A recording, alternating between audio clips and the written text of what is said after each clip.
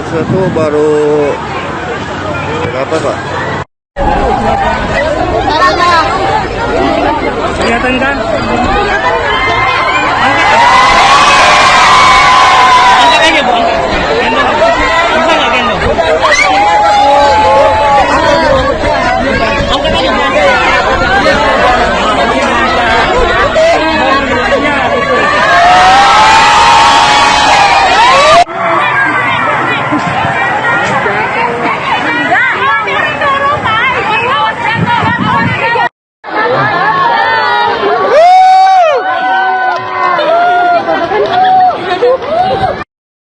Ini videonya kok jadi tegang begini ya Pak Jokowi? Bukannya Pak Jokowi ini paling senang nih kalau ketemu dengan rakyat bersalam-salaman. Kalau ada pasukan berseragam gitu kan orang bisa jadi takut nih sama Pak Jokowi.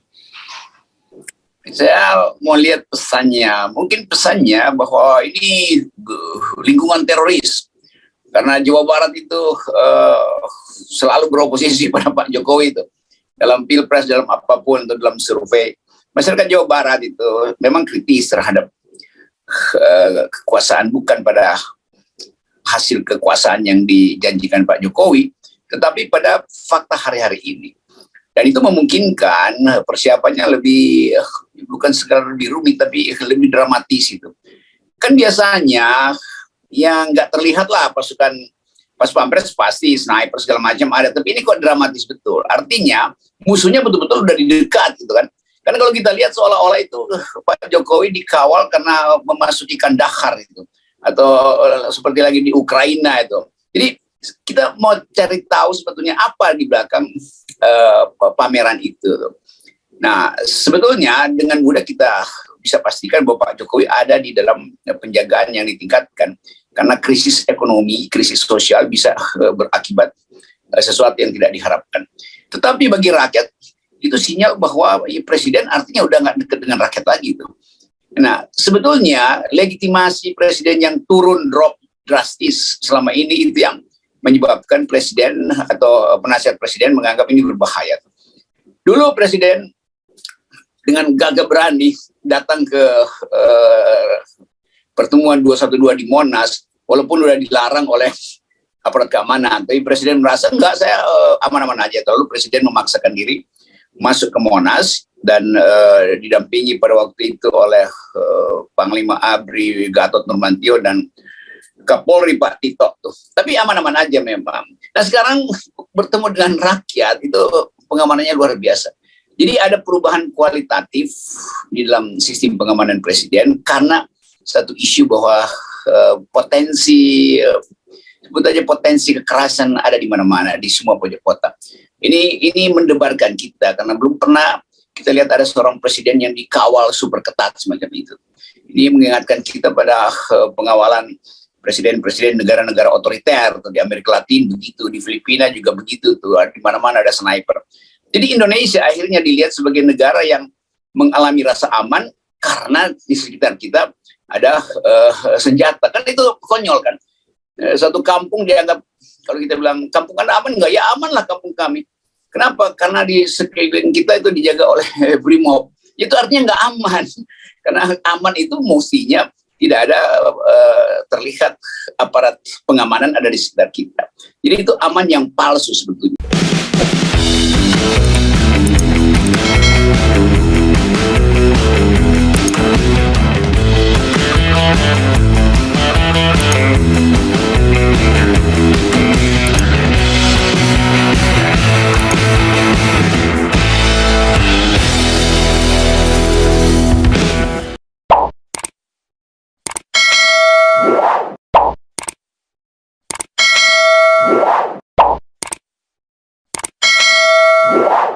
Kembali berjumpa dengan saya Tsbun Arif dan Bung Rocky Gerung dari Rocky Gerung Official Forum News Network. Ini kita ketemu menjelang akhir pekan di hari Jumat, Bung Rocky ya, dan tidak terasa Ramadan ini sudah memasuki 10 hari terakhir. Wah, ini biasanya putaran yang paling berat ini Bung Rocky kalau udah 10 hari terakhir ini ya. Sama juga seperti ini, kalau Liga Sepak Bola ini udah kompetisi Liga 1. Bukan Liga 2 lagi. Ya, Tapi kompetisi yang juga berbahaya itu. Iya, iya. Karena bisa tergelincir oleh minyak goreng yang licin. Iya. Oke, itu ramai sekali memang soal Wilmar Nabat Indonesia itu kan komisarisnya si Master Parlian Tumanggor itu kan dia kemarin foto-fotonya yang beredar dengan Pak Luhut, dengan Pak Muldoko, tapi ini yang lebih ngeri-ngeri sedap itu adalah dia ternyata jadi sponsor dari Persis Solo itu ya. Itu rame di media dan saya juga baca akhirnya si Kaisang memutuskan untuk memutus kontraknya dengan Wilmar. Nah, di luar itu juga kemarin ada demo mahasiswa, Bung Rocky kan ya, demo 21 April berlangsung dan mereka tetap menyatakan kecewa pada Jokowi dan akan menggelar aksi kembali. Nah, di luar itu yang juga ini viral di media sosial ini video ini menarik sekali ketika Pak Jokowi berkunjung ini kalau nggak salah di pasaran ini, di pasar Cisarua ini. Cisarua itu daerah Bogor ya, Bung Rocky ya. Itu ada pasukan pengamanannya kok bikin serem juga ya. Coba kita ini coba kita lihat nih videonya ya, Bung Rocky. Ini beredar luas ini.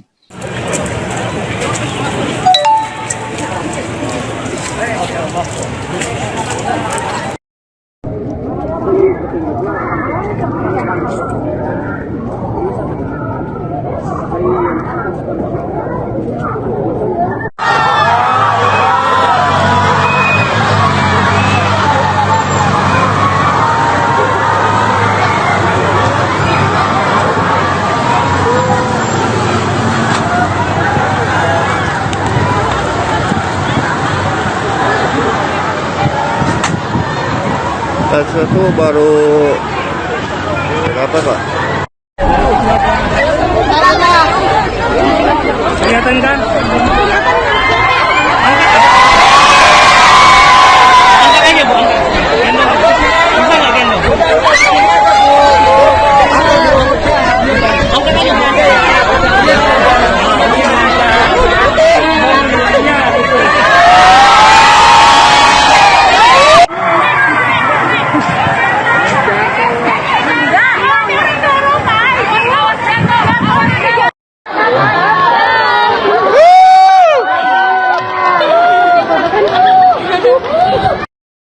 Ini videonya kok jadi tegang begini ya Pak Jokowi. Bukannya Pak Jokowi ini paling senang nih kalau ketemu dengan rakyat bersalam-salaman. Kalau ada pasukan berseragam gitu kan orang bisa jadi takut nih sama Pak Jokowi. Saya mau lihat pesannya. Mungkin pesannya bahwa ini lingkungan teroris. Karena Jawa Barat itu selalu beroposisi pada Pak Jokowi itu. Dalam pilpres, dalam apapun, atau dalam survei. Masyarakat Jawa Barat itu memang kritis terhadap kekuasaan, bukan pada hasil kekuasaan yang dijanjikan Pak Jokowi, tetapi pada fakta hari-hari ini. Dan itu memungkinkan persiapannya lebih, bukan sekedar lebih rumit, tapi lebih dramatis itu. Kan biasanya yang nggak terlihat lah pasukan pas pampres pasti sniper segala macam ada, tapi ini kok dramatis betul. Artinya musuhnya betul-betul udah di dekat gitu kan. Karena kalau kita lihat seolah-olah itu Pak Jokowi dikawal karena memasuki Kandahar itu, atau seperti lagi di Ukraina itu. Jadi kita mau cari tahu sebetulnya apa di belakang pameran itu. Nah, sebetulnya dengan mudah kita bisa pastikan bahwa Pak Jokowi ada di dalam penjagaan yang ditingkatkan. Karena krisis ekonomi, krisis sosial bisa berakibat sesuatu yang tidak diharapkan. Tetapi bagi rakyat, itu sinyal bahwa presiden artinya udah nggak dekat dengan rakyat lagi itu. Nah, sebetulnya legitimasi presiden yang turun drop drastis selama ini itu yang menyebabkan presiden atau penasihat presiden menganggap ini berbahaya. Dulu presiden dengan gagah berani datang ke pertemuan 212 di Monas, walaupun sudah dilarang oleh aparat keamanan, tapi presiden merasa enggak, saya aman-aman aja. Lalu presiden memaksakan diri masuk ke Monas dan didampingi pada waktu itu oleh Panglima ABRI Gatot Nurmantio dan Kapolri Pak Tito tuh. Tapi aman-aman aja memang. Nah, sekarang bertemu dengan rakyat itu pengamanannya luar biasa. Jadi ada perubahan kualitatif di dalam sistem pengamanan presiden karena satu isu bahwa potensi sebut aja potensi kekerasan ada di mana-mana, di semua pojok kota. Ini mendebarkan kita karena belum pernah kita lihat ada seorang presiden yang dikawal super ketat semacam itu. Ini mengingatkan kita pada pengawalan presiden-presiden negara-negara otoriter, atau di Amerika Latin begitu, di Filipina juga begitu tuh, di mana-mana ada sniper. Jadi Indonesia akhirnya dilihat sebagai negara yang mengalami rasa aman karena di sekitar kita ada senjata. Kan itu konyol kan. Satu kampung dianggap, kalau kita bilang kampung Anda aman nggak? Ya aman lah kampung kami. Kenapa? Karena di sekeliling kita itu dijaga oleh BRIMOB. Itu artinya nggak aman. Karena aman itu mestinya tidak ada terlihat aparat pengamanan ada di sekitar kita. Jadi itu aman yang palsu sebetulnya bangsa ini. Ya, pesan yang sampai betul tuh kita apa setegang itu gitu. Kalau toh ada kan biasanya pengamanan tertutup, biasanya pas pampres kan seperti itulah ya. Mereka ada di mana dan mereka sudah terlatih menghadapi kerumunan massa itu, memang udah makanan sehari-hari lah dari pas pampres. Tapi kalau kemudian ada semacam ini, kesannya ada show of force kan gitu. Kalau yang tadi kita lihat itu orang jadi berpikir ada sesuatu ini kan gitu. Ya, dan akhirnya yang timbul pencitraan buruk pada presiden. Presiden tidak lagi dipercaya oleh rakyat. Karena itu dia mesti dikawal secara berlebihan. Jadi itu sinyal, dan ini akan jadi ukuran bagi internasional juga untuk melihat, wah gimana kita diundang nanti ke G20 bulan November nanti, apakah segini Indonesia tuh? Apa bedanya G20 di Bali dan G20 di Kiev di Ukraina itu kan? Jadi begitu problemnya. Dan lebih dari itu, para investor juga menganggap tidak aman Indonesia, karena itu sebaiknya mari kita rame-rame membatalkan MOU itu. Kira-kira begitu. Jadi percakapan-percakapan di dalam mungkin kalau kita bayangkan pagi ini ada percakapan di pusat financial di Singapura, lalu 2-3 konglomerat bicara, wah Indonesia gawat ya, Presiden Jokowi aja terpaksa mesti dikawal. Jadi bagi masyarakat finansial dunia menganggap Indonesia itu negeri yang berbahaya. Itu sinyal buruknya begitu. Dan ini kan faktanya memang begitu. Tapi kita selalu mau melihat apa sebetulnya yang bisa menyelesaikan bangsa ini. Kalau pembelahan sosial itu nggak dieratkan ulang. Jadi jangan berharap bahwa ada keyakinan internasional untuk masuk ke Indonesia, baik di dalam pariwisata atau berbisnis, kalau sinyal-sinyal yang diperlihatkan oleh Presiden Jokowi adalah justru atau tertangkap oleh lensa internasional bahwa bangsa ini bangsa yang sudah terbelah. Ya, kan ini kemudian orang juga bisa mengkait-kaitkan karena kemarin sebelumnya Densus 88 itu melakukan penangkapan di Sumatera Barat, dan katanya mereka ini NI Negara Islam Indonesia itu siap akan menjatuhkan Presiden Jokowi sebelum tahun 2024, dan pandai besi dan golok juga sudah disiapkan kan. Kemudian bisa kemana-mana ini kan analisisnya ya, Bung Rocky. Iya, tapi Indonesia bisa bangkrut atau presiden jatuh bukan karena aktivis-aktivis atau teroris yang mereka sebut negara Islam NII, tapi Indonesia bisa jatuh, presiden juga bisa jatuh karena harga minyak nggak bisa lagi dia kendalikan itu. Kalau Pertamina gagal disuntik, utangnya nggak dibayar 90 triliun dalam 1 bulan ini, itu artinya kita akan mengalami kelangkaan bahan bakar, dan kelangkaan itu justru yang bisa membakar bangsa ini. Karena ini soal basic need, soal hidup orang itu. Kalau teroris itu soal ideologi, itu nggak ada hubungannya dengan semacam ketakutan. Orang nggak pernah merasa takut dengan apa yang disebut negara Islam Indonesia. Itu masa lalu yang udah kita sepakati untuk tidak lagi berorientasi ke situ. Dan faktanya partai-partai politik yang berbasis Islam juga penambahan elektabilitasnya kan tidak pernah melampaui 50%, sehingga nggak ada sebetulnya basis sosial untuk berpikir tentang negara Islam Indonesia gitu. Jadi ini juga hoax yang diedarkan oleh istana. Saya menganggap begitu, terlalu berlebih-lebihkan. Apalagi kalau dipamerkan bahwa itu terkait dengan faksi NII yang ada di Jawa Barat itu, yang biasanya ada di sekitar gunung di Cianjur, yang tempat saya naik gunung dan mana-mana aja. Ya. Oke. Ini berkaitan dengan Presiden Jokowi, dan Anda kan selalu bicara tentang G20. Kemarin memang sudah mulai ini test case-nya ini ketika Sri Mulyani memimpin Menteri Keuangan G20, ketika bicara Rusia, akhirnya Amerika dan sekutunya walk out. Nah, saya kira ini mereka cuma kasih warning aja, ini baru level Menteri Keuangan ya, ini belum level Presiden loh gitu. Ya sinyal itu yang mestinya ditangkap oleh Presiden Jokowi bahwa negara Barat nggak menyukai posisi Indonesia di G20 terhadap Rusia. Dan itu fakta keras kita bahwa Rusia melakukan penyerangan terhadap Ukraina, itu faktanya yang dilarang oleh hukum internasional tuh. Tapi ya nggak paham, Pak Jokowi nggak bisa menangkap sinyal itu. Bahkan saya baca Pak Luhut masih pamer di Twitternya atau di Instagramnya bahwa dia ketemu dengan Michael Bloomberg, seorang investor besar dunia yang akan membantu proses bisnis Indonesia tuh. Lalu dianggap bahwa itu sinyal bahwa ya akan terjadi investasi baru. Tapi itu kan klaim Pak Luhut yang dia tulis sendiri di dalam media sosial dia tuh. Tanpa kita harus analisis, kita anggap bahwa Pak Luhut sebetulnya cemas karena itu beliau menulis optimisme itu. Sementara Sri Mulyani pesimis terhadap hasil-hasil G20 kemarin di Washington karena diboikot sebetulnya oleh negara-negara Barat yang nggak mau hadir waktu Rusia ngomong tuh. Jadi sekarang kita mulai mengerti betapa rapuhnya pengetahuan kita tentang global politics. Bukan pengetahuan kita, pengetahuan Pak Jokowi tentang global politics.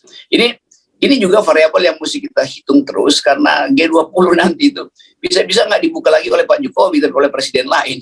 Jadi itu sebetulnya yang mesti kita waspadai. Sambil kita mengerti bahwa memang keadaan ekonomi tidak mungkin diselamatkan dengan cara-cara yang konvensional. Ada cara lain misalnya, selamatin ekonomi, yaitu pastikan bahwa IKN batal. Kalau Presiden bilang oke, 400 atau 700 triliun yang diproyeksikan membuka biaya IKN, oke, kita potong aja dan kita hanya akan bikin istana kepresidenan, bukan ibu kota di Kalimantan. Nah itu paling butuh 1-2 triliun. Tapi kalau masih ngotot bikin IKN, itu seluruh hak rakyat untuk dapat kesejahteraan itu batal. Karena ambisi presiden.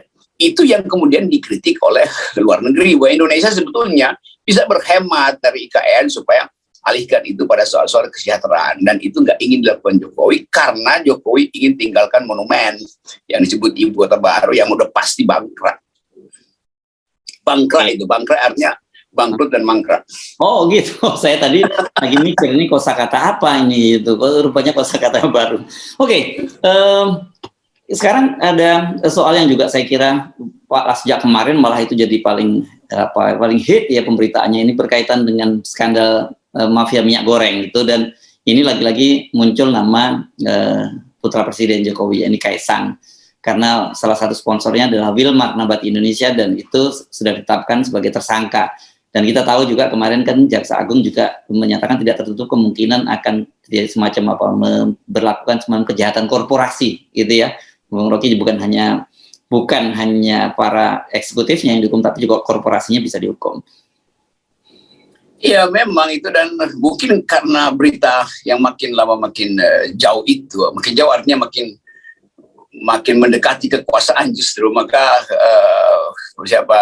Kaisang dan timnya yang menerima sponsor dari Wilmar itu memutuskan untuk menghentikan perjanjian.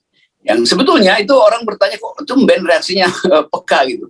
Tapi sebetulnya itu hanya menunjukkan bahwa ya seolah-olah mengatakan bahwa ya kami hanya berbisnis biasa tuh. Nah kalau berbisnis biasa maka dia nggak boleh batalkan itu.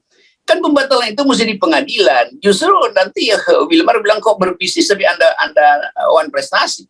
Karena kami belum diputuskan pengadilan bersalah loh. Jadi kenapa Kaisang memutuskan kerjasama itu? Dari segi keperdataan itu tindakan yang keliru tuh. Bagaimanapun ada prinsip pacta sunt servanda dalam hukum perdata. Perjanjian mesti dilakukan sebelum dibatalkan oleh pengadilan karena gugatan satu pihak. Dan Wilmar memang secara publik orang tahu ini pasti masuk penjara, tapi belum dibuktikan pengadilan. Jadi sebetulnya etikanya itu tunggu keputusan pengadilan. Tapi kita mengerti bahwa ini mau dapat headline juga kan. Wah kami langsung batalkan.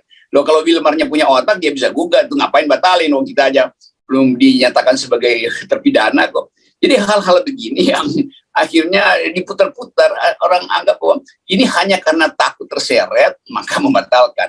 Maksudnya biasa-biasa aja. Jadi reaksi yang berlebihan justru menganggap bahwa memang keluarga presiden itu ada hubungan yang lebih dari sekedar bisnis dengan Wilmar. Ini analisisnya akan jadi sampai di situ. Kan kemudian kita jadi teringat kasus yang dilaporkan oleh Ubaidillah Badrun dong, Bung Rocky. Ya itu artinya memang semua hal di bawah karpet akhirnya terbuka. Begitu karpet itu digulung ya ternyata di bawahnya itu adalah sampah, ya di atasnya aja seolah-olah itu bersih segala macam. Jadi bagian-bagian ini yang harusnya diintai secara cermat oleh KPK. Mestinya KPK udah bereaksi lebih awal lah itu. Jangan tunggu Ibu Mega perintahkan jaksa agung lagi baru semua sibuk gitu. Nah kita balik lagi pada soal kita hari-hari ini. Bu mahasiswa sudah berdemo dan tidak ada tanggapan dari istana dan tidak ditemui oleh siapapun karena rupanya Presiden Jokowi lagi merenung tentang keadaan politik dan ekonomi kita dan dijaga ketat oleh aparat keamanannya. Tapi mahasiswa menganggap bahwa kalau tidak ada keterangan maka akan ada demonstrasi baru lagi tuh. Jadi kita lihat bahwa krisis ekonomi dipantau terus oleh gerakan mahasiswa dan itu tidak akan berhenti selama tidak ada kejelasan kehidupan politik kita jujur, kehidupan ekonomi kita itu tidak dikuasai oleh oligarki. Jadi kalau saya simpulkan, ini proses akan berlanjut terus. Apalagi hal-hal yang tadi jadi sembunyikan mulai terbuka bahwa ternyata bukan sekedar Wilmar itu bukan sekedar memainkan izin ekspor, tapi izin ekspor itu keuntungannya jatuh pada Kaisang. Kan logikanya orang begitu. Walaupun ini masih konstatasi, tapi orang berpikir, loh diam-diam ternyata Kaisang minta duit juga dari Wilmar tuh. Kan itu intinya tuh. Ya. Karena kan kalau kita lihat profilnya, Wilmar ini kan high profile lah. Dia perusahaan internasional dan basisnya itu di Singapura kan, Bung Rocky, dan yang menjadi sponsor memang Wilmar Nabati Indonesia. Jadi yang anak perusahaannya di Indonesia, dan pada waktu dia jadi sponsornya itu masih Liga 2 ya, Solo itu gitu. Jadi sebenarnya bukan sebuah klub yang cukup seksi gitu kalau digunakan untuk mendongkrak performa dari Wilmar gitu. Ya itu betul karena di belakang sponsor itu ada kepentingan politik tentu saja, dan pasti perusahaan sepak bolanya Kaisang ini tahu apa aktivitas Wilmar sebetulnya. Itu kan dia suka dapat semacam insider info dalam soal-soal semacam ini. Dalam soal saham juga begitu-begituan lah. Tapi kita sebagai rakyat tidak ingin mendahului keputusan pengadilan. Tetapi publik menganggap bahwa ini adalah satu paket dengan teori oligarki. Jadi udah terima aja fakta bahwa Wilmar itu adalah bagian dari oligarki yang memang dari awal mengijon Presiden Jokowi di dalam semua kebijakannya tuh, dan ijon itu yang kemudian netes ke anak-anak presiden. Itu tesisnya Ubaidillah Badrun dan itu yang mesti diterangkan oleh KPK. Jadi KPK sekarang juga harusnya percepat proses pelaporan Ubaidillah karena ada fakta baru kan yang sebetulnya bagian dari variabel yang diuji secara akademis oleh dosen UNJ yaitu si Ubed, dan itu intinya. Ya. Oke, Bung Rocky, terima kasih. Sorry. Ternyata ada satu berita lagi, saya nggak tahu ini menurut Anda layak dikomentari atau tidak ini. Soalnya ini soal Ade Armando gitu. Saya bacain aja sih, terserah Anda mau komentari atau tidak. Saya bacakan saja. Yeah. Ini kan ada komentar menarik ini dari seorang, selama ini dikenal sebagai pengamat politik nih dari CSIS nih, J. Kristiadi. Dia yang rupanya dia bicara di Cokro TV dan dia menyamakan bahwa Ade Armando itu seperti pengorbanan Yesus gitu yang disiksa oleh bangsa Israel. Ini saya makanya sebenarnya ini perlu dibahas atau nggak apa-apa sih, saya baca aja deh. Gitu. Ya itu kita mau komentari tapi kita anggap apa pentingnya komentari Ade Armando lagi.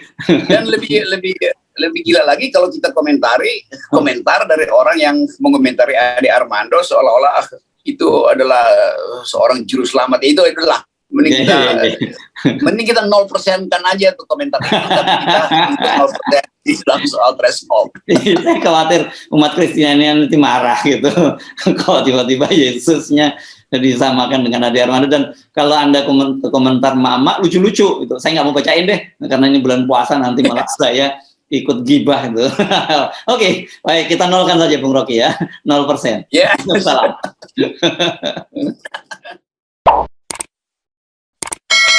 Yeah.